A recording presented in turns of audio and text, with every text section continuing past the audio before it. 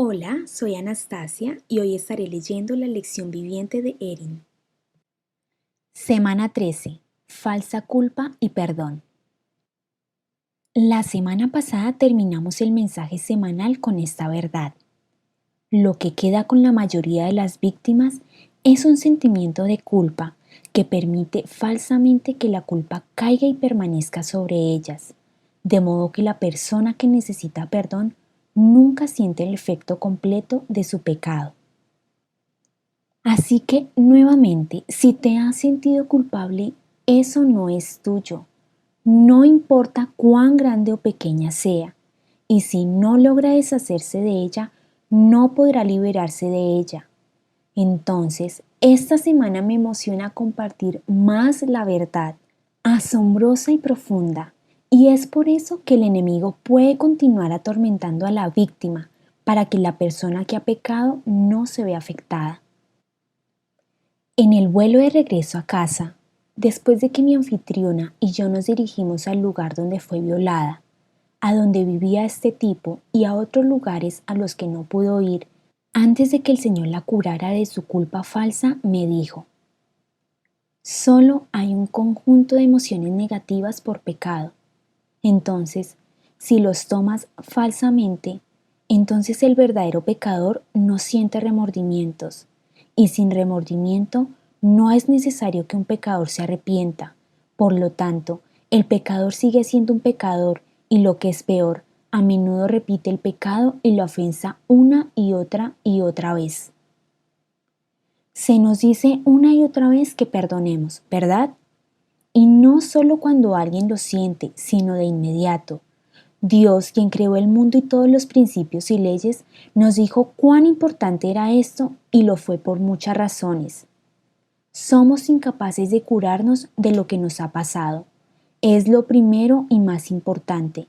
Aunque nuestras mentes no lo pueden olvidar, he experimentado poder pensar en ello y usar mi experiencia con otros, pero sin ninguna emoción negativa asociada. No hay dolor ni vergüenza en lo absoluto. La otra razón por la que es igualmente importante perdonar es para que podamos expresar amor a la persona que ha pecado contra nosotros. Porque cuando perdonamos, entonces nos liberamos de la culpa, de lo que deberíamos o no deberíamos haber hecho, y luego, con el perdón dado, el pecador puede sentir el peso de su pecado. Hay tantos ejemplos que vuelan por mi mente, pero permítame tomar solo uno de mis favoritos, que espero les ayude a ganar la capacidad de perdonar incluso a los peores pecadores. Cuando nuestra familia vivía en Pensácola, donde se fundó RMI, había un puente de 3 millas que era muy peligroso.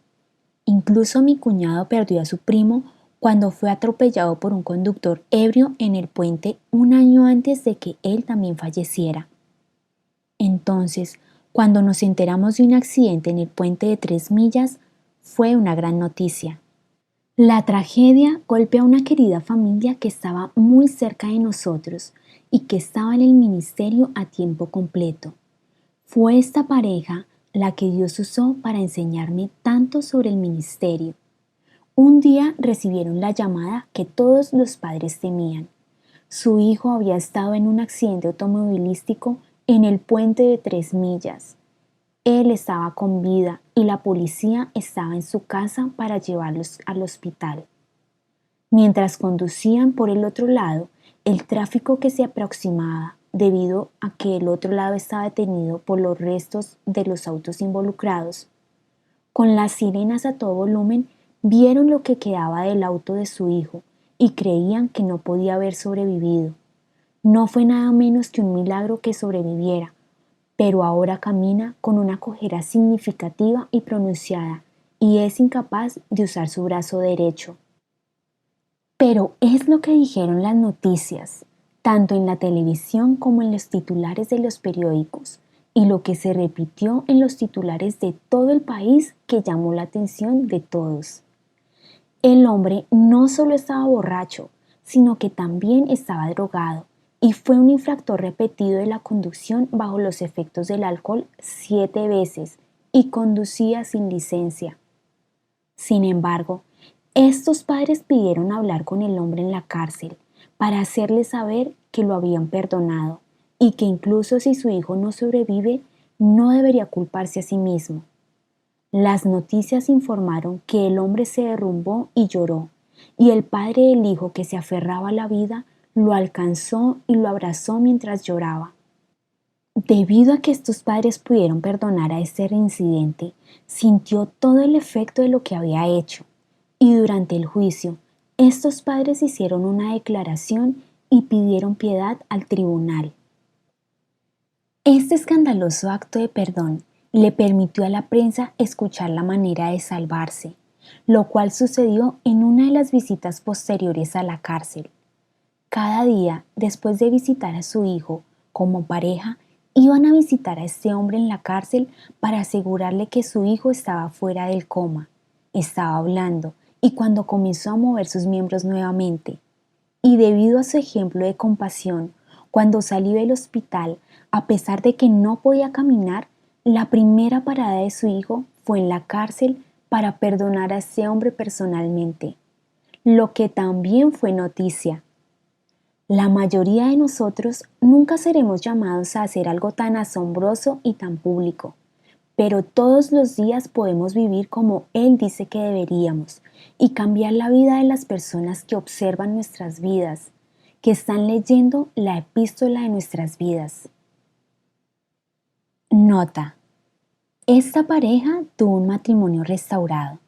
Cuando conocí a mi amiga, su esposo había estado en el ministerio de tiempo completo durante años, dirigiendo el comedor local que también tenía un albergue y un programa para mujeres que habían perdido a sus hijos a través de la intervención del tribunal, donde me ofrecí como voluntaria y enseñé. Mi amiga me contó que se había salvado de una vida salvaje, mientras que estaba casada. Luego, oró para que su esposo tuviera una experiencia de Damasco. Él la tuvo.